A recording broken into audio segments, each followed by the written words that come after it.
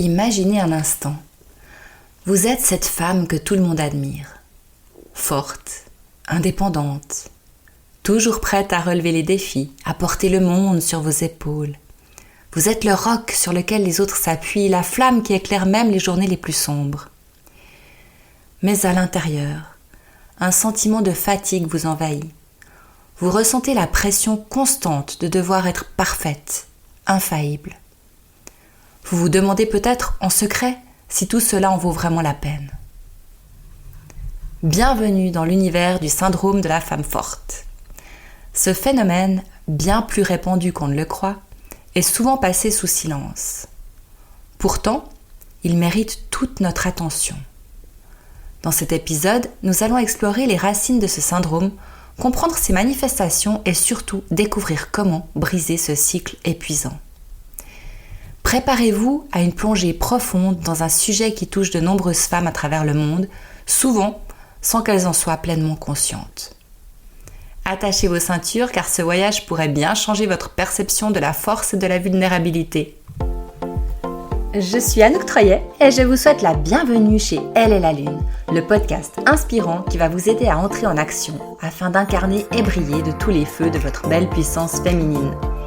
Alignement, liberté, osons notre féminin sauvage, célébrons l'énergie féminine, honorons notre nature lunaire en nous connectant à notre véritable essence. Alors préparez-vous pour un merveilleux voyage à travers le cosmos féminin. Sans plus attendre, je laisse la place à l'épisode du jour. Bonne écoute! Je me souviens d'une amie, divorcée et en plein bras de fer pour obtenir une pension alimentaire décente pour ses enfants. Un soir, alors que nous passions la soirée ensemble, elle s'est effondrée en pleurs. Elle m'a confié qu'elle se sentait constamment jugée et sous pression pour être parfaite. Elle était au bord du gouffre. Derrière son image de femme forte et indépendante se cachait une immense fatigue et un besoin de reconnaissance. Elle devait faire face à une multitude de défis. Reconstruire sa vie professionnelle après plusieurs années passées à gérer sa PME à domicile. Et oui, s'occuper de sa famille équivaut tout à fait à s'occuper d'une entreprise, le salaire et les prestations sociales en moins. Elle devait aussi s'occuper de ses enfants, bien sûr, et tout cela sous le regard souvent inquisiteur de son entourage. La pression de concilier vie professionnelle, vie personnelle et bataille juridique l'avait épuisée, ébranlant sa confiance en elle et en les hommes.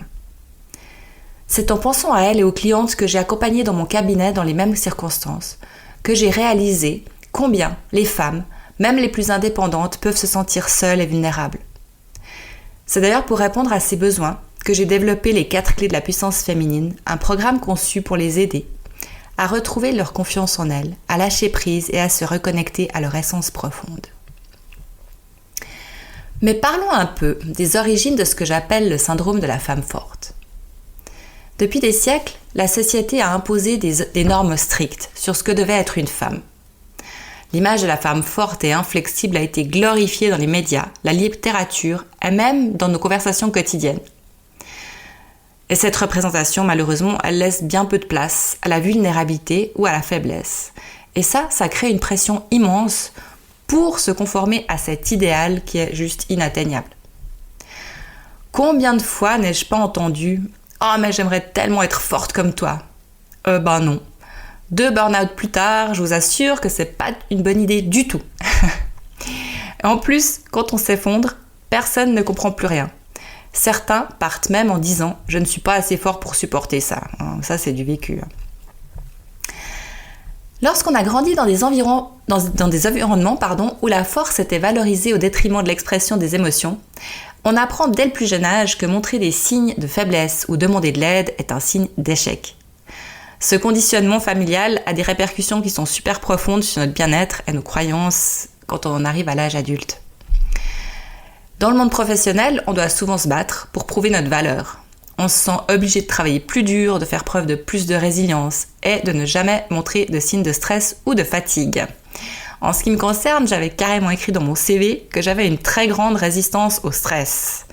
Alors oui, cet argument imparable m'a ouvert les portes de nombreuses entreprises, mais bien à mon détriment. Parce que le stress, je le gérais jusqu'au jour où. Cette quête incessante de perfection et de reconnaissance peut vraiment mener à un épuisement émotionnel et physique. Vous savez, quand on est épuisé, qu'on n'a plus envie de rien, qu'on est vraiment au bout du rouleau.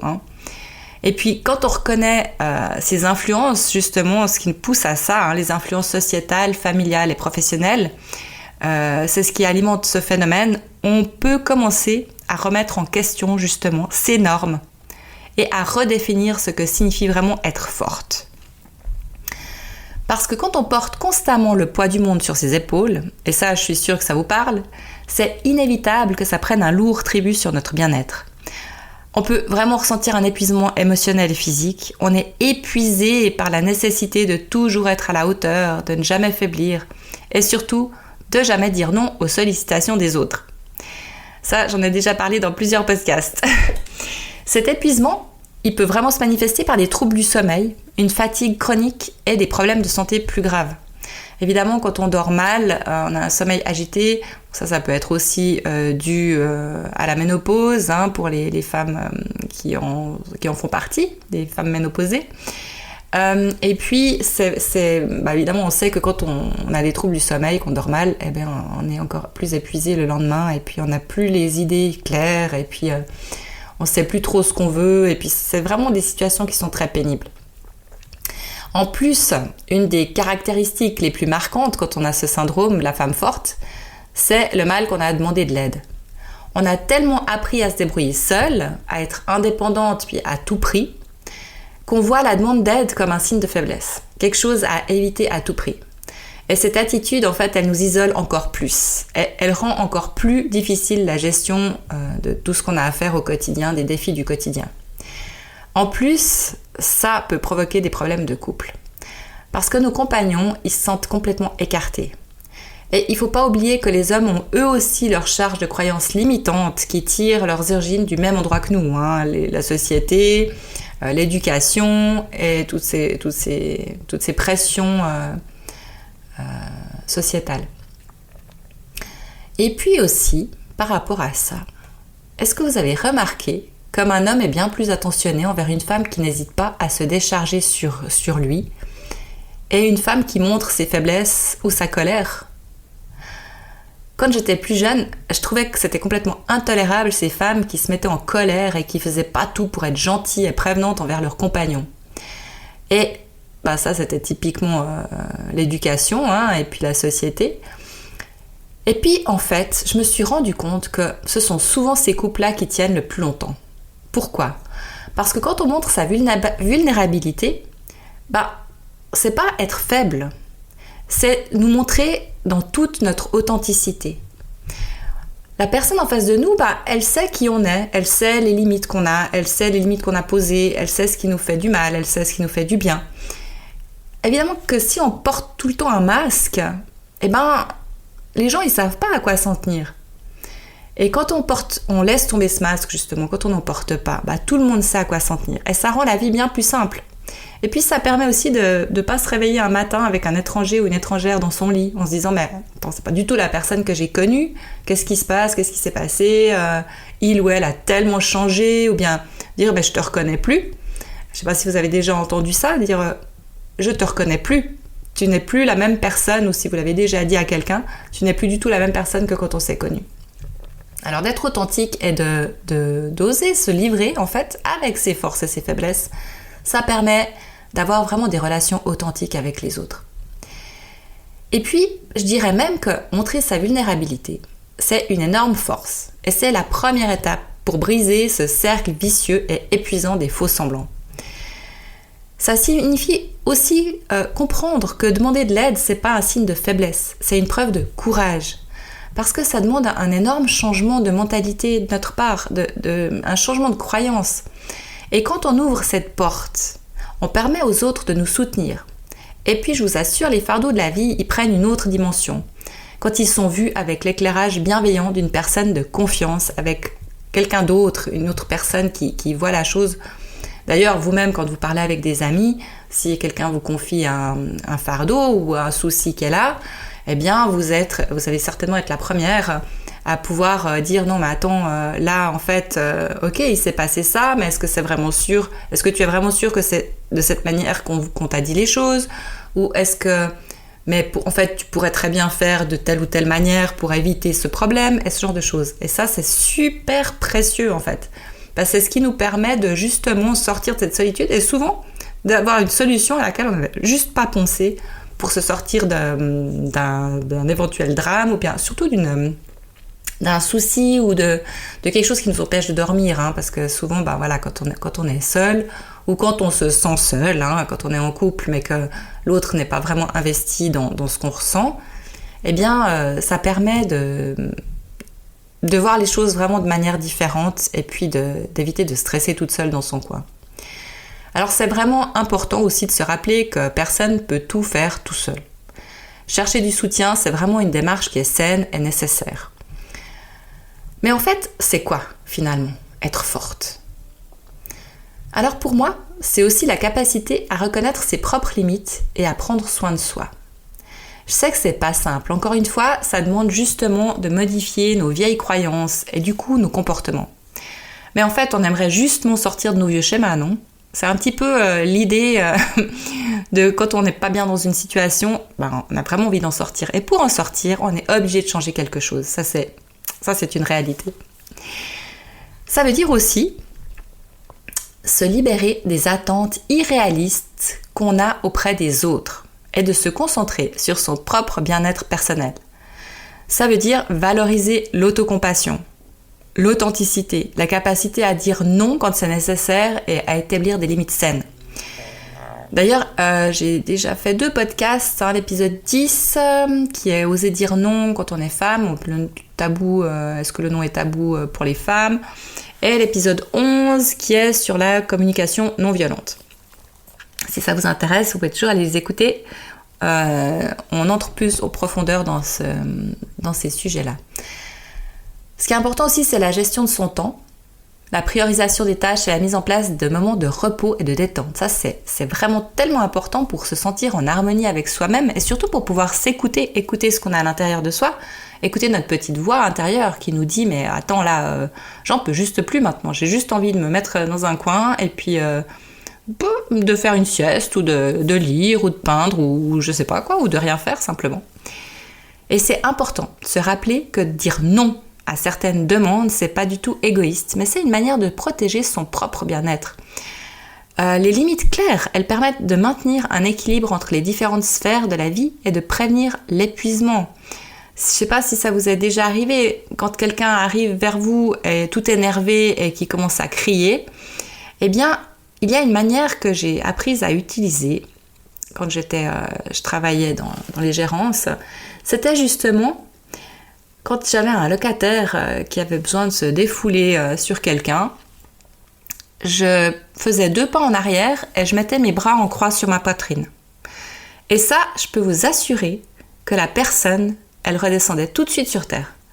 Parce qu'elle voyait mon attitude en fait. Elle disait non, moi je suis pas là pour ça. Si tu me parles, tâche de le faire correctement, sinon moi je suis pas là. Alors, la personne, bien souvent, au bout d'un moment, elle me disait « Ah, mais écoutez, je suis désolée, je déverse ma colère sur vous, mais vous y êtes pour rien, mais j'en ai marre de cette situation, et puis aujourd'hui j'ai eu ci et ça. » et voilà. Après là, bon, bah, on peut de nouveau... ça rééquilibre la communication, en fait, tout simplement. Mais encore une fois, si vous restez là impassible et que vous prenez comme une éponge, c'est un peu comme l'image dans les dessins animés où vous avez un personnage qui hurle sur l'autre et puis l'autre il est tout décoiffé, enfin il y a le vent qui lui arrive dessus, enfin je sais pas si vous imaginez la scène, mais je trouve que c'est tellement représentatif. Ne restez pas comme ça, que ça soit dans le milieu professionnel ou dans le milieu privé. Ne restez pas là simplement à subir et à supporter quand quelqu'un se jette toute sa hargne sur vous. Même si c'est une amie, moi j'ai une connaissance, quand elle vit les choses, en plus elle me pointe du doigt. Donc oui, alors tu sais, il m'a dit que... Puis elle me pointe du doigt, ou bien une fois elle avait carrément dit un truc qui m'avait tellement choquée, du style c'est comme si je te tirais dessus ou comme ça, puis elle avait fait le signe du pistolet sur ma tête. Mais ça m'avait tellement choquée et j'étais vraiment mal après. Alors en plus je suis une nouille parce que je lui ai rien dit, je crois. Mais bon, bref, j'aurais dû. Et voilà, exactement. C'est exactement un exemple où j'aurais dû faire comme avec mes locataires, mais là j'étais un peu démunie parce que c'était une connaissance, donc c'était un peu le contexte, c'était un peu différent, je m'attendais pas à ça. Donc mettre les limites comme ça et prendre du recul et vous protéger, et en le faisant de manière physique, eh bien ça permet à l'autre surtout de voir ce que vous ressentez. D'ailleurs, pour ça, petite parenthèse, l'hypnose et le coaching, comme je les pratique, sont vraiment efficaces pour surmonter le syndrome de la femme forte et pour se libérer justement de ces vieux schémas, de ces vieilles croyances qu'on a reçues, qu'on nous a inculquées, et pour reprendre sa vie en main, mais comme on souhaite la vivre. C'est-à-dire vraiment avec nos faiblesses, nos faiblesses, mais avec nos peurs, avec nos inquiétudes, avec notre sensibilité, parce que souvent c'est notre sensibilité qui fait aussi qu'on prend les choses bien ou mal. Et ça, il y a certaines personnes, si elles ne savent pas que vous êtes une personne sensible, parce que vous cachez toujours derrière un masque, eh bien, elles ne se rendent même pas compte en fait qu'elles peuvent vous faire du mal. Et ça, c'est important justement de remettre les pendules à l'heure, ou l'église au milieu du village, c'est comme vous voulez. Mais c'est important de reprendre sa propre vie en main et se remettre dans le droit chemin de son bonheur personnel, en montrant aux autres qui on est vraiment. Parce qu'en fait, chaque femme, chacune d'entre nous, on porte en nous une force incroyable. Mais cette force, c'est pas la force de paraître, d'être forte, d'être dans la perfection, de porter le monde sur nos épaules. Je dirais que cette force, c'est plutôt l'acceptation de soi et de ses vulnérabilités. C'est vraiment important de savoir qu'on est vulnérable parce que sinon, on va droit dans le burn-out, la déprime et surtout la déconsidération de soi parce que on aimerait toutes que les gens, et surtout les gens du sexe opposé, nous considèrent, nous respectent. Mais si on rentre dans un moule qu'on imagine être le vrai, et puis qu'on ne se montre pas sous son vrai jour, les personnes en face, elles ne peuvent pas savoir qui vous êtes vraiment, ou qui on est vraiment. Et donc, c'est très difficile après de communiquer, d'avoir une communication juste. Vous avez sûrement remarqué aussi dans tous les milieux, que ce soit professionnels ou privés, on dit celle-ci elle a trop mauvais caractère, alors du coup à qui est-ce qu'on demande de travailler plus tard, à qui est-ce qu'on demande d'autres choses, ça sera à vous. Si vous êtes justement du style à accepter à tout prendre sur vous, vous pouvez être sûr qu'à la prochaine fois, alors elle sera carrément tranquille parce que personne n'osera aller la déranger, alors que vous êtes la bonne poire, vous dites jamais rien, vous dites jamais non, et puis de toute façon vous êtes forte. Vous avez le temps, vous n'avez pas de famille, vous n'avez pas de vie privée, vous n'avez pas le droit de faire autre chose que de travailler. Je plaisante, bien sûr. Alors, si vous vous sentez prête à explorer votre potentiel et à vous libérer des limitations que vous vous imposez, moi je vous invite à découvrir mon pack. J'ai créé spécialement un pack de 4 séances d'hypnose à faire chez vous. De manière vraiment tranquille, dans la sécurité de votre chez vous. Ça s'appelle les 4 clés de la puissance féminine. Bien sûr que vous pouvez aussi prendre rendez-vous. Je propose toujours un appel gratuit de 30 minutes qui est à disposition sur mon agenda personnel si vous souhaitez en savoir plus ou simplement si vous avez des questions à poser sur ce pack. Je sais que l'hypnose, c'est quelque chose des fois qui inquiète parce qu'on a toujours en vue l'hypnose de scène où on vous fait faire n'importe quoi. Sachez que l'hypnose, vous pouvez être hypnotisé uniquement si vous le voulez. Et j'ai même des personnes, c'est pas des personnes que j'ai eues en consultation, mais des personnes de mon entourage qui me disent « Non, mais moi, je veux tout à fait, oui, mais moi, je suis prête, mais ça marche pas. » Ah bon, ok, t'es prête, mais si t'es prête, ça devrait marcher. En fait, si ça marche pas, c'est que ton mental est qu'à l'intérieur de toi, tu ne veux pas lâcher. T'as peur de ce qui pourrait arriver, t'as peur peut-être que je rentre dans ta tête, mais moi en fait je suis hypnothérapeute et si j'ai envie de rentrer dans ta tête, déjà c'est pas possible si tu me laisses pas le faire et je vais pas rentrer dans ta tête, c'est toi qui vas me dire. En fait, c'est vous qui allez me dire ce qui vous préoccupe et après, c'est votre subconscient. On va mettre en place des choses avec votre subconscient.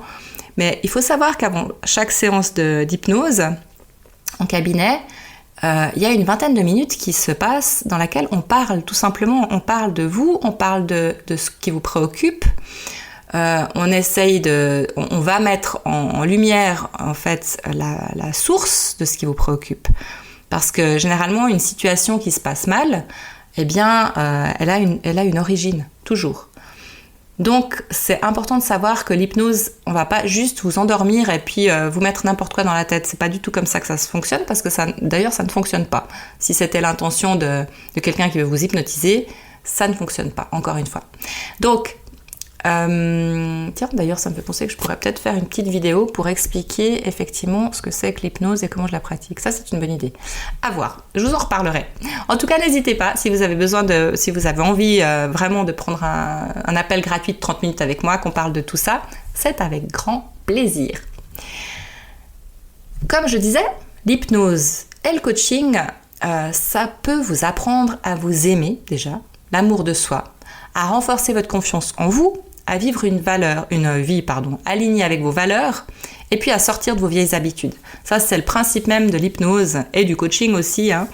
C'est sortir des schémas de vie qui ne vous conviennent plus. Alors, n'hésitez pas, encore une fois, offrez-vous cet appel découverte gratuit et laissez-vous guider vers une version plus épanouie de vous-même. Si vous vous êtes reconnu dans ce que j'ai partagé aujourd'hui, n'hésitez pas à me laisser un commentaire, à partager cet épisode avec une amie ou à rejoindre notre communauté, le Cercle des Magiciennes, sur Facebook. Magicienne, je l'écris MAGIE_SIENNES, donc magicienne. Ensemble, créons un espace où les femmes peuvent s'épanouir et s'entraider. Et pour ne manquer aucun épisode, abonnez-vous dès maintenant à mon podcast. En tout cas, je vous remercie infiniment d'avoir été avec moi aujourd'hui et je vous dis à la semaine prochaine. Prenez soin de vous d'ici là.